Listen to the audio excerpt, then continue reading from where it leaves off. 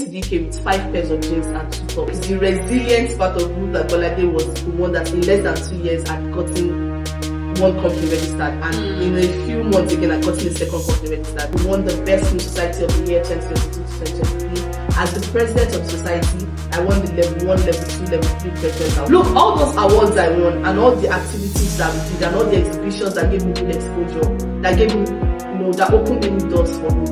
They were not because I had 700 people supporting me. Many of them I was the only one.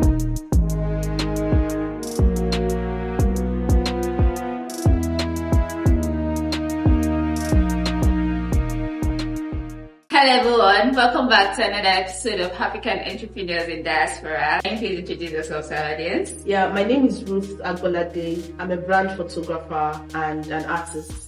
So I'm a multidisciplinary artist, and that means I do art in different forms all at the same time. I'm a painter, I'm a sculptor, and a photographer. Someone that I work very good with my hands. Oh, nice. So that was the foundation of my interest in business. Actually, I'm a DIY queen. I love doing things with my hand. I love doing things myself. And I would say what really inspired me and what pushed me into doing business was circumstances. When I was working 9 to 5, I had some very toxic bosses. 1 year in this company, another year in this company. And COVID came. I would say COVID was, many people became many things after COVID. True. Yeah, COVID was the breaking point for me. So COVID came, I got redundant in my last job, and of course I had a toxic boss. And I just said that, you know what, maybe it's time for me to really use my hands and do whatever I love to do. And so I picked up photography. Of course, in COVID, we had many photographers that were born, right? So I got a phone, started doing photography, started taking pictures. I started with macro photography, and then I entered into some photography competition and some food photography, and that was how it started. And from photography, I came into the painting, the arts industry, and it just continued growing from there. Lovely. Actually, how did your journey from Africa now to the UK unfold? Yeah, so I was running my business for about 4 years in Nigeria, Okay. and it was doing very well. When I launched my painting business, because when I got into the photography industry, I realized there's a particular product that was always in high demand. Every photographer wanted this, and I was like, and it wasn't. There were like just 3 persons in Nigeria in total that were doing this. They were making this product. So it's the canvas backdrop that is used by photographers, and it was very expensive. So when I got into the industry, I saw that everybody wanted this thing, and not everybody could get it. So I said, okay, you know what? I'm going to try my hands on it. Let me try and see if I could. And then I kept trying. And when I got fully into the business, in a period of 8 months, I became one of the big market leaders in Nigeria. I swept everybody away from the market because I came in with affordability, and I came in with some, very good artistic styles. I was able to do that product really well, and I made good money. So now migrating from Nigeria to the UK, after running that business for 4 years, I was making good money, trust me.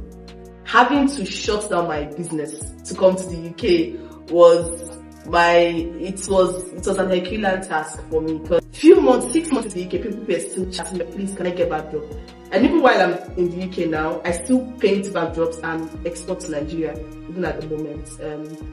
So it was the biggest bridge I needed to cross that time. It was, okay, do I find somebody who would do? I actually tried finding people who could do the business, who could learn from me, because I knew I was traveling. But people were not very passionate about it. And the truth is, if you're not passionate about business, you cannot do business. If you're not keen to say whether I get an order or not, I am still going to the studio. Whether it looks good or not, I am still going to keep pushing. I had people that stayed with me for 2 weeks, 1 month, and then they get a job as a teacher where they're paying them 20,000 naira, and they say, oh, ma, I just got a job and I'm going. And I'm like, I was really training this person to take over my business, but the person did not see the future, so to say. So of course I let them go. But when I was leaving, I had just nobody, who could take over the business. So yeah, it was it was one of the biggest challenges. And then secondly, of course, finances. There is nobody that relocates from Africa, anywhere in Africa or Nigeria, to the UK and not have the challenge of finances, because it's a lot of money. And even now, I think it's more expensive now. School fees has gone up, cost of living and all of that. And being someone that self-funded herself, I had no funds from parents or anybody. It was me shutting down my business, taking all my capital, my profits, everything, and launching it into coming to the UK, paying my school fees and everything. So capital was the second biggest challenge. Thanks for sharing that. I mean, I was not about to ask you about your challenge, but it's good as you mentioned it, as part of one of the things that built you into a new environment. So aside from like capital and the fact that you had to shut down R.A.P, coming to the UK, what cultural challenge did you face? There were a couple. Apart from Africans or Nigerians that have been in the UK before, when you get into new environments, you will always have culture shocks. Maybe not many, but at least one or two. There were a few challenges for me because first off, I am the only member of my family that's here. So there was really nobody to give me like accurate coaching before I came. So it was like me learning on the job. Me moving, packing my entire life from where I've always known and grown to come to a country where I know nobody, I know nothing. So there were a few cultural shocks.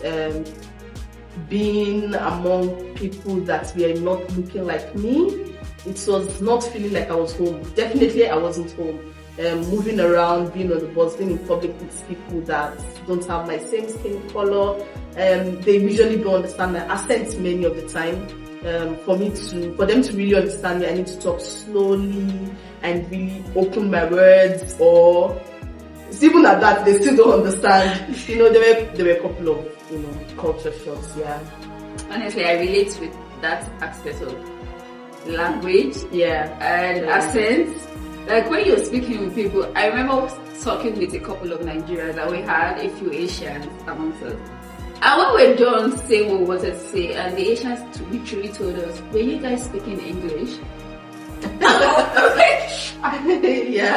That's one barrier I feel like almost everybody faces here, and you need to now start planning out, because we as Africans, we talk fast, but they talk very slowly, so you have to start picking your words. Actually, they talk fast as well, but when we talk fast and when they talk fast, it's like two people speaking different languages, even though we're speaking English. So we have to talk slowly for them to understand what we said, so they would now communicate faster. Also, there are some words that we say that they don't say. For example, we say nylon. They call it plastic bag. There were certain things that you would say that they cannot relate to. So I had to start learning those new words and really how to, because sometimes you could have a good conversation with, a foreigner here, an Englishman, and then after you finish talking and you think you understand, and he just nods and say, that, okay. You did not see anything, you got him, you lost him there. So then, I realized the formula is talk clearly, but very slow. Don't bring too much Nigerianness into your accent, and that does not mean throw away your accent. I have a few of my Nigerian friends back at home that would say, "Oh, as your accent has not changed," and I said, "My accent is not going to change. It's not going to change. They are going to understand me with this my Nigerian accent." I said, "I'm going to talk slowly so they understand. I'm going to be as clear as possible, but I'm not going to try to say sheet of paper. I'm not going to try to say what piece of paper. I'm not going to do that. I'm going to talk the way I'm going to pronounce my T's, because they don't. I'm going to pronounce my T's. That's the struggle. And I will say it very clearly, and they will understand me. Definitely. So thank you for that. Now that you've been able to found R.A.P, it's still R.A.P, right? Here in the UK, what were the innovative way you had to what were the things you adapted to be able to show people that okay, R.A.P is still still in business? For me, coming to the UK, my first year in the UK, of course, I came as a student to run my master's degree. So in my first year, I did not do so much of business, because you are first of a full-time student. And even as a student, you're not allowed to run business. So I was not running business in my first year while I was in the students. I was really scared. I was like, I don't want anybody coming after me. While I'm on this visa, I am not going to run business. But at the same time, I was making sure that I'm keeping my creative juice flowing, right? Innovative ways, number one for me, is to make sure that my hands are engaged. And how did I do that? I started up the first visual art society at the University of Bradford. Oh. And I did it so well that we won many awards. We won the Best New Society of the Year 2022 to 2023. As the president of the society, I won the level 1, level 2, level 3 president awards. I won all the awards, you know. And that was me saying, even though I'm a student, I'm not allowed to run business. I'm going to do my art. I'm going to do my photography. I'm going to impact the community. And I'm going to do everything to make sure that I don't, because art is like a spirit. If you leave it, it leaves you. Yes. If you forget about, if you don't try to play with your hands, it's just going to leave you. So during that my first year, I would buy supplies, even as the president, and then we paint. And when I graduated from school, I kept painting. I kept carrying my cameras around. During summer, I'll take pictures of flowers, do some macro photography, just to make sure that creative juice is flowing. I cannot afford to let 1 year, take over everything. And trust me, when I was coming to the UK, I used to tell people I came to the UK with 5 pairs of jeans and 2 tops. The remaining part of my luggage was my photography items. I had my light stand, my tripod, my cameras, all my lenses was in my bag. I had 2 suitcases. One had 5 pairs of jeans and 2 tops. The other one had all my photography. My parents, and even at the airport, they're like, all of this equipment. I was like, yes, just leave. Like, I placed so much priority on the creative side of me. I made sure that when I get to the UK, I'm going to buy clothes, but I cannot buy this camera again. I want this camera. I've been using for so many years. I came with the basic equipment that I would need to run my business. So it was really important to me. So yeah, I was able to do that just to make sure like I keep my creative juice flowing. Started up a community, a society, volunteered for a few communities. Just keep going. Alright, so now I'm moving into the aspect of impact and community. And I remember you just mentioned the fact that when you came into the UK, one of the ways you kept your juice flowing was creating the first visual arts society at the University of Bradford. So what other ways have you also impacted into the African community here in the UK? So I try as much as possible to make sure that I tell the African story by myself. They used to say, if you don't tell your story yourself, you are going to allow people that don't know you tell your own story. I try to keep an open mind. I try to put Africa on the map many times. And I'm so grateful to God that He has given me the gift of art, because I did not study art. My first degree was in food science and technology. I came to the UK to do a master's degree in marketing. I don't have any degree in art, but it was just a gift that God gave me. And my kind of art style is an Afrocentric style. So I try to put Africa on the map. To the African community, as much as possible, I try to encourage people to say, be open-minded, right? Do it. When I meet foreigners, I try to let them know that we are intelligent people, right? Recently, I was in a boot camp with 50 other business people, and guess what? I was the only Black African woman among 50. Now, I was proud of that because I am here to tell them that, look, the mindset or what you heard about us is not real. I am going to tell you my story. I'm going to tell you that we are smart. We are intelligent people. We did not come by sea. I have some of my colleagues at work that are still shocked when I tell them that I flew into the country. I took a plane. They're like, oh, you did not come in by sea? They thought everybody, it still amazes me how Western world think we Africans are not well developed. Yeah. Like, how do you expect we got those money to move into your country and still sustain ourselves if we are not developed? Yeah, and that's because the media has told our story to say these people are very poor in their country. And when you even see them in Europe, they came in by sea. They shipped them in. They did not come legally, or maybe they came to seek asylum. And I'm like, no, I had a thriving business in Nigeria. I shut it down. I made so much millions of naira. And I came in by flight to your country. So I am for the African community. I always try my best in every possible way when I'm in front of foreigners to tell our African story, to say, look, we are smart. And when I speak with them, you get this surprise on their face, like, oh wow, she speaks so well. Like, oh, you're doing so many good things. And I'm like, yeah, we Africans, we are intelligent. We are not dumb. You know, I used to work in a secondary school, and sometimes when I pass by some classes, I see the teacher when they're talking about, you know, the SDG goals, which is good. They talk about SDG goals, no poverty, let's try to help the Africans. And the kind of videos they portray to these secondary school students, telling them, and whenever poverty is mentioned, it's always Africa. It's always one country in Africa that is really like the really bad part. I know they show the little children with flies running on their skin, and it looks like and that's in a subtle way try to give them the story that Africans are like this. So when you see them on the road, you should pity them. Don't pity me. I know what I'm doing. I'm intelligent. I have a master's degree, for heaven's sake. Don't try to help me do something or help me define a word. No, I know what it means. So I try as much as possible to tell the African story myself, and as much opportunity I get, I tell them we Africans are intelligent. We know what we're doing. We are smart. You see us in your country maybe doing menial jobs does not mean we don't know what we're doing. Yeah. We are actually, it's just a means to an end. And when we eventually evolve, we evolve into something beautiful. So just give us time. Yeah. Definitely. I love that. I really love the spirit you put in. And you know, I think recently I was on an interview, and the person in the interviewer literally asked me that, I think activities like festivals, African festivals and all that should be done regularly. And I felt like, yeah, definitely, because me coming to the UK showed me that African has actually been, we've been given this view of we are nothing. Yeah. And as Africans, we need to continue, so I love the fact that, I love when I see Africans that are doing things to keep showing that, oh, I'm an African. We are not as poor as you people think, or we are not as, low as people think. We are much more than that.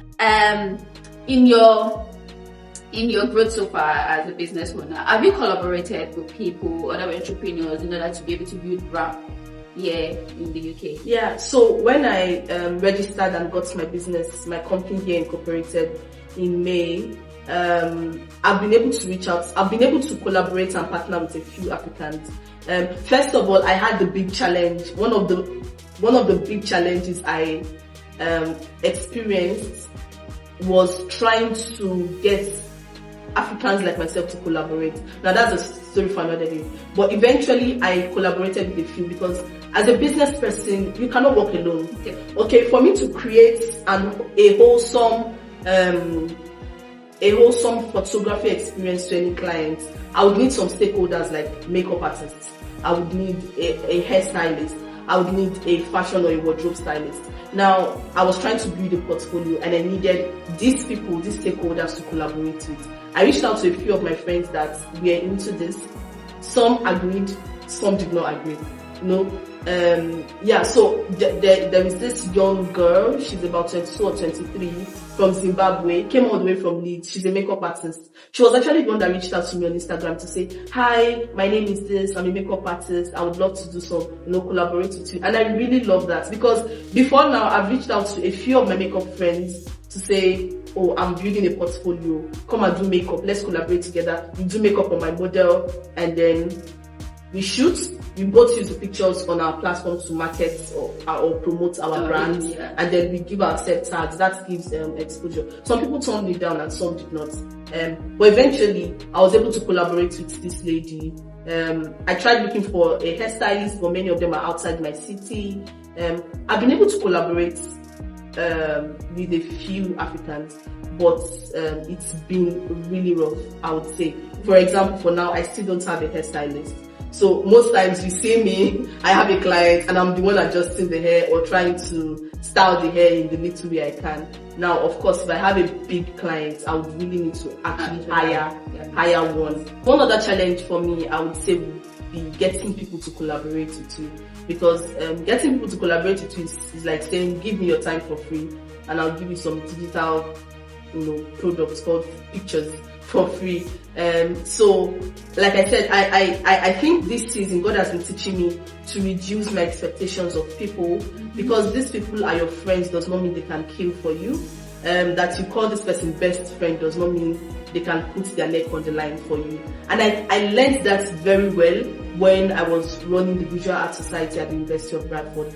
Being the president, looks like I was the only one that had the vision. I was the only one that had the passion. Now I had my friends who were the secretary, who was the finance person, because for you to start a society, you need some board of directors and all.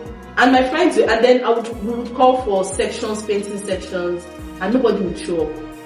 And only few members would show up. But then I learned that Ruth, even if they don't show up, keep running. Look, all those awards I won and all the activities that we did and all the exhibitions that gave me good exposure, that gave me, that opened any doors for me, they were not because I had 700 people supporting me. Many of them, I was the only one. I was the only one that created the art piece. I was the only one that did the exhibition. And that was why when I got the award, it was my name that was on it, because if you expect too much from people, you'll be disappointed many times. And it would slow you down in doing what you want to do. So I was really passionate about what I was doing, and I did not allow people to slow me down. That was one challenge, getting people to really be on board with you. But I learned that way to say, I'm not going to expect too much from you. Even if you don't support me, I will still do it. And I'm going to win at doing this. That you're going to see my wins and like, oh my God, I wish I was with her in the first place. I am someone that's very passionate, and I think God has just been helping me over the years to learn that. Learn to run by yourself alone. You will need people, but in case people don't show up, learn to do it by yourself. Yeah, that's what I've learned. I would say that was the first challenge I faced in business, getting people to collaborate with. I eventually got them, but initially it was difficult. Even sometimes I need someone to act as a model. I reached out to I literally scrolled through my contact list. I was looking for my friends that I think might buy the idea and would want to collaborate, and I'll say, okay, can you be my model? I'll bring the makeup artist, I'll look for a fashion stylist, a hairstylist, and then, let's do this. I want to do the portfolio. And some of them will never reply my message. Till date, I'm still waiting for some people to respond. And it's like, we're building a portfolio. I'm going to give you free pictures, but then they don't buy the idea. Some of them will say, oh, I'm working, I'm not ready. And when some people give you excuse 2 or 3 times, I just like, there's no point. So yeah, getting collaboration from in the first instance was one of my biggest challenges. I eventually got it. I eventually found actually a modeling agency where I could get models for free to do to shoot for free and everything. But yeah, I still have the challenge of getting someone who will collaborate with me as a fashion stylist or a hair stylist to say, let's do this together for free. We're both using it to build our portfolios. Yeah. It's amazing to know that there's actually a modeling agency that gives model. This is new information to me. Well, it's not give model for free, but I will create a casting on the modeling agency website, and I'll say, this is a collaborative work. Okay. It's called TFP, so time for print. They are giving me their time so that they can get free pictures. The models need pictures for their portfolio so they can sell themselves as models. Me, I need models to put on my website. So the modeling agency it's not for free. But I put up a casting to say, this particular casting is for free. I'm not paying you, you're not paying me. All you do is you come to my studio, I shoot you, I give you free pictures, and I also use your picture on my website and my social media. So that was how I was able to navigate that challenge. Because initially I was trying all my friends, and it was difficult. I could reach out to 50. That's another nice business idea, because they're coming, let's say they're bridging two things, based on the fact that models are also looking out to build portfolios at the early stage. Yeah. And for a photographer like you too is also looking to build exactly. Yeah. So it's a win-win situation. And so I would say, in order to solve that challenge, I was looking for people that wanted what I had. And I also want what they have. So me meeting 50 of my friends and only 3 of them showed up was meeting people that don't necessarily need photography, but me, I need them. So it was not a question of which of the time of the week can I sacrifice for you. It was not a question of how much love do I have for you to sacrifice my time to come and sit in your studio for 1 hour or 2 hours, do photography and have it on a portfolio.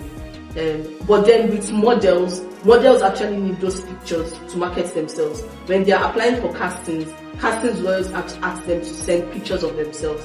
So models need pictures, I need models. And I go on the agency and say, this is for free, I'll give you free pictures, you give me your free face, and you sign a consent release form to say, you can use my pictures anywhere you like. So it's a win-win situation. Yeah. That's amazing. What we've been known for a long time, whenever someone thinks about Ruth or R.A.P studio, what is that thing that will come to their mind? So I was doing a brand archetype test recently, and I realized that I am a magician. And I think that was really right because it is this kind of test where they say, oh, what's your personality type? What would you do? And then the answer came out to say, I am the magician. And I think that is 100% correct. I am someone that, when I meet people, I like to make impacts in their lives. I used to tell myself I'm an introvert, but I think I am very extroverted. You are. And I don't think you're an introvert. No. From the very first time I met you, I used to feel like, I get so much energy when I'm indoors. Just leave me alone. But then, over the years, I realized that when I step into rooms, I just come and lit up fire everywhere. But they like to say, no, Ruth is not like that, but it's not true. I like to step into people's life and make changes. I like to come into a room and I want you to know I'm inside. Be that by maybe something I would say and everybody would just laugh, or something I would do. And I think that's me. So now, bringing that into my business, I want every client, everybody that come across Ruth Agbolade, everybody that gets a little impact of R.A.P studio, I want you to come into my studio and know that you came. And I'm happy that all the reviews on my website has that to tell for all the clients that I've met. They would always, the reviews on my site would always say, oh, she's so, I felt so happy after the section. Oh, she played music. She made me feel comfortable. She's very professional, but yet I felt, the wow moments for me, the mission accomplished moments for me in my business is when I show people their pictures and they're like, oh my God, is that me? Yes, for me, that is mission accomplished. For me, that is, you are done with your work. And look, I can do it 365 days a year for free if somebody comes into my studio, maybe moody or just on a natural mode, and after the pictures they feel so great, so happy about themselves. This is the magician in me. This is me making sure that you're coming into the section, you're feeling powerful. What significant moment you can never forget in your career? In my career, it's not just one, but that moment where my client is screaming and say, that moment where the brand personality, the magician in me comes to play. Yeah. That is a significant moment for me. Every section where my clients are screaming at their pictures and they're like, oh my God, that's the significant moment in my career. I mean, it's my wow moment. It's the moment I will pay anything to get. It's just that moment where I step into someone's life and they're like, oh my God, you make me feel so good. And I get that a lot.